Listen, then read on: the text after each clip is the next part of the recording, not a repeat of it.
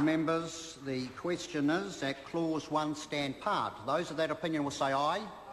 Contrary will say no. The ayes have it. The question now is that Clause 2 stand part. Those of that opinion will say aye. Contrary will say no. The ayes have it. Mr Chairman. The Honourable Bill English. I move supplementary order paper number 152, dividing the bill. The question is that the motion be agreed to. Those of that opinion will say aye. Contrary will say no. The ayes have it. I will report this bill with amendment and so divided.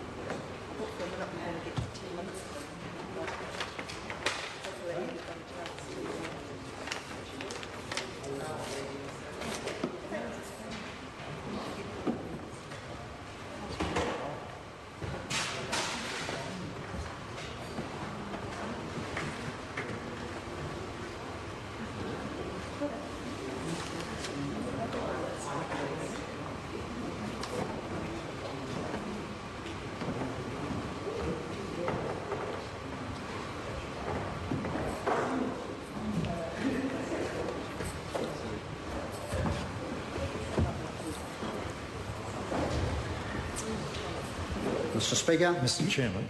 Mr Speaker, the committee has considered the infrastructure bill and reports it with amendment and divided into the following bills: Utilities Access Bill, Infrastructure Amendments relating to Utilities Access Bill, New Zealand Railways Corporation Amendment Bill, Affordable Housing Enabling Territorial Authorities Act Repeal Bill.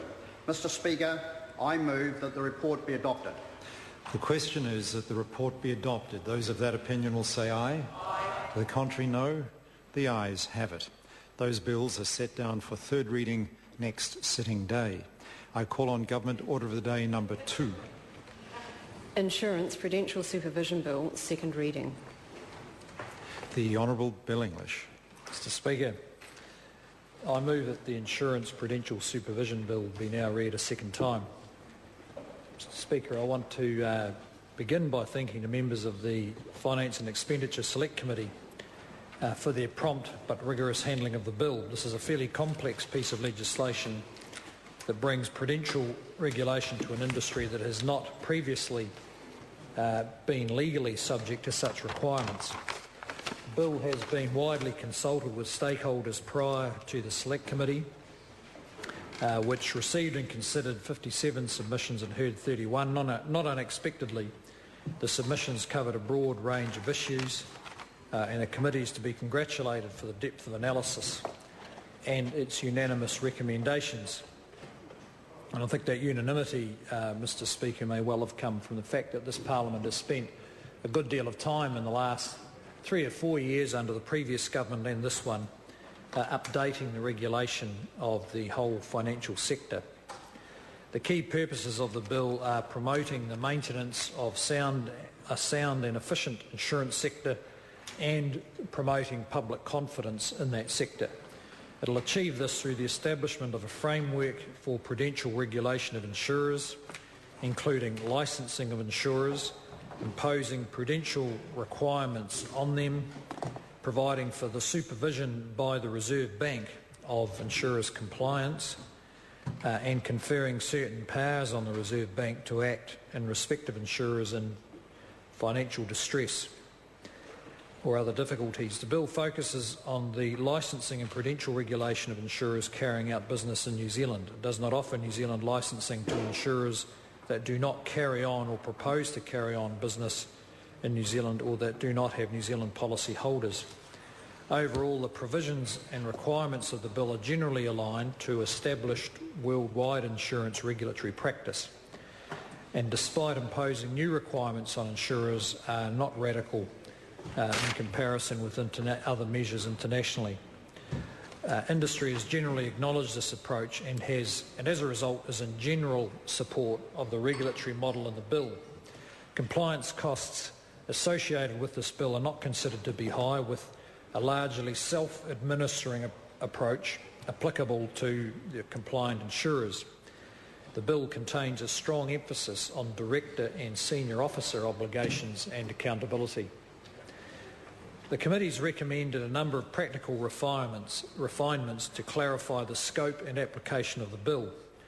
Refinements are recommended to the key definitions of contract of insurance and carrying on insurance business to avoid unintentional capture of certain activities that are actually outside the scope of the bill, such as discretionary mutual providers and trade associations and union groups that provide limited insurance coverage incidental to the primary purpose of that organisation.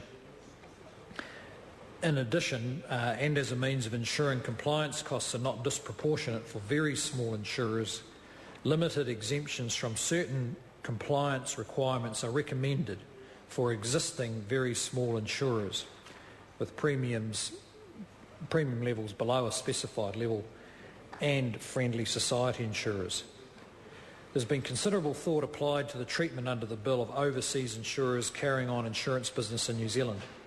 The bill will continue to allow overseas insurers to operate New Zealand branches. The Reserve Bank will publish a listing of overseas regulatory jurisdictions approved as satisfactory for overseas insurers seeking the home host exemptions potentially available to them in respect of the fit and proper requirements, the solvency standards and the statutory fund requirements. The approval of an overseas regulatory jurisdiction as satisfactory will be conditional upon the regulatory standards in the home overseas jurisdiction being comparable with the New Zealand standards. In respect of solvency standards that will attach to the bill, the committee has recommended that the Reserve Bank must have regard to similar standards in relevant offshore jurisdictions for the purpose of ensuring that solvency standards do not apply in an unreasonable manner as a result of an insurer's country of incorporation, whether that's here or overseas. In addition, the bill now provides for matters relating to minimum capital requirements for insurers. Recommended changes to the licensing requirements within the bill include a requirement that all licensed insurers must meet the qualified person criteria contained in Section 13A of the Financial Services Providers Act, regardless of whether or not the licensed insurer is required to register under that Act. With regard to financial strength ratings of overseas insurers, the bill now requires rating agencies to refer to any overseas policyholder preference that may apply. In addition, the disclosure requirements relating to ratings have been amended slightly to make them more practicable and cost efficient. In areas such as fit and proper requirements and statutory funds requirements, a reasonable amount of technical detail has been transferred from the bill to regulations. This will make the bill less complex, as well as enabling more flexibility if future changes are required, which is entirely possible with a new regulatory regime. A number of changes are recommended that are intended to improve the practicality and efficiency of the bill. These relate mainly to requirements in areas such as solvency standards, statutory funds, transfers and amalgamations, and disclosure and confidentiality of information. There's also been a number of minor drafting changes. I'd like to take this opportunity to signal my intention to introduce at an appropriate later stage an SOP to deal with some minor and technical drafting issues discovered since the bill was reported back, and also to clarify the commencement provisions of the various sections of the bill. The enactment of this legislation will repeal a number of existing and outdated pieces of insurance legislation in New Zealand and remove inconsistent legislative application between different insurance sectors. It will bring New Zealand more into line with international standards and benchmarks and expectations around the financial services sector. Although the New Zealand insurance industry has not been considered to be an industry in distress, this legislation is intended to ensure that the industry collectively and its insurers individually will be well positioned to manage such distress should such a situation arise in the future.